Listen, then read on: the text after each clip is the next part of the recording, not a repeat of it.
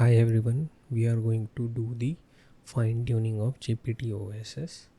Let's first connect our T4 runtime.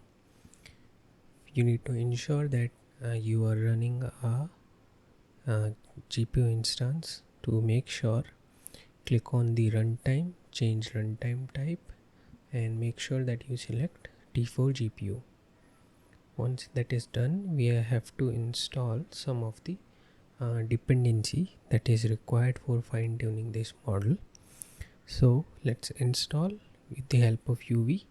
Let's install torch, PyTorch, unsloth, and transformer. Now this is going to take minutes depending upon the latency of the server. Now what we need to ensure, you have matched the versions of the proper versions, Tritron versions. Otherwise it will create problem in Colab only. But if you are running it on any GPU server, depending upon the CUDA version install, you'll have to tweak the required library as well. So just to make sure. And we are also going to track the system RAM GPU disk usage on the for this model while it is training. Let's see how much time it will take. So since this is done, now we are going to load our model. So let's see how it is done. So from unsloth we are getting an object which is going to load our model. We'll also import torch and we'll keep the max sequence length of 1024 for now, and D type you can define, but it will automatically pick the D type if you set it to none. So it is bringing the GPT-OSS 20 billion parameter model and the sequence length that we have defined, and we cannot fine tune the whole model in this GPU, but what we can do, we can load the quantized version that fits on T4 machine. So for that you'll need to enable that flag, and we will not be doing any full fine tuning because we will be using LoRa fine tuning. And if it was a gated model, then we would have to pass the Hugging Face token. For this case it is not, so we'll just comment out that part. As you can see, the model shards are getting downloaded. It's a bigger model, so you'll see multiple shards that will be getting downloaded.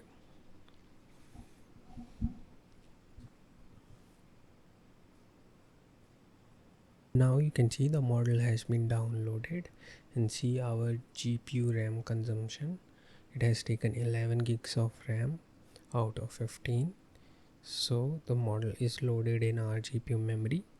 Now we have from fast language model, we will get the PEFT configuration. We'll be using the LoRa rank 8. Depending upon your use case, you can increase it. The higher the rank, the better quality of the fine tuning will be. For this short tutorial, I'm going to use only rank of 8. And next, what we are going to define which sets of weight of LoRa we are going to do fine tuning.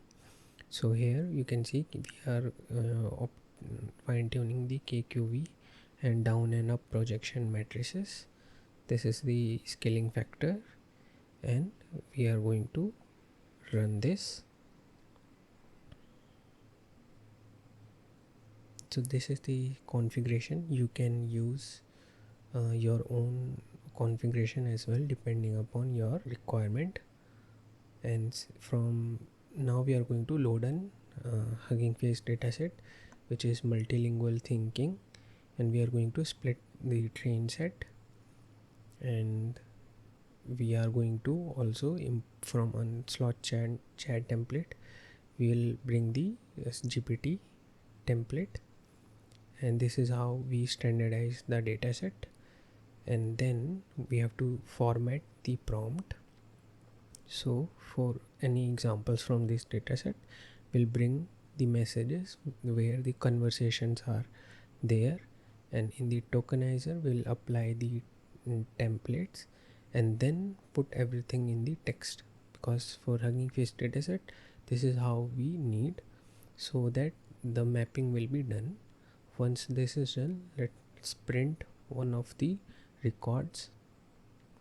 So if you see the chat, the complete one example for training, it start with the start token, then the system, then the message of system, your ChatGPT model trained on OpenAI, knowledge cutoff, current date, reasoning medium, and then this is some instruction, and then once it is done you'll have to end token, then start message, and then the user message. I have only shown the 500 first tokens, so that's how it is. You just need to make sure that this structure is done for each text in your dataset. Now after that, from TRL we are going to import the SFT trainer and SFT config. So in SFT trainer we'll have to pass our model where we have attached the LoRa head and the tokenizer dataset, and the configuration is the GPU configuration and how many steps we are going to run. Ideally it should be in multiple epochs, but for this tutorial I am going to run it for few steps. Actually let's run it for 10 step only. And learning rate on optimization, if you are sending your weights to some like weights and batch services, then you also need to specify it here, and the output directory where you want to save your model. Now this is some configuration to get the GPU stats. You can see here as well, but we will also print how much RAM usage it has done. So once everything is set up properly, we just have to call the simple trainer.train. It will trigger the training, and we'll see the 10 epoch might take 5 minutes, and it also depends on the dataset as well. So I'll fast forward the training. As you can see, the 2 epochs warm-up epochs has been done, and our GPU consumption is also getting increased. So let's see how after 10 epochs we are going to load the model, and we are going to ask it a question to think, and in French language solve this equation, and let's see will it be able to do that. So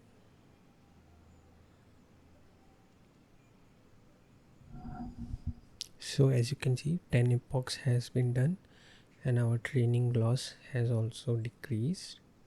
It will decrease more if you train it for more epochs. Now let's see if we are able to get any output from the model.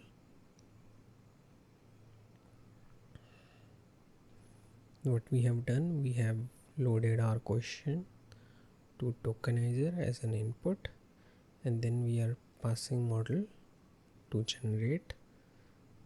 So you can see now the model is generating the explanation for this, and it is doing the chain of thought, if you can see.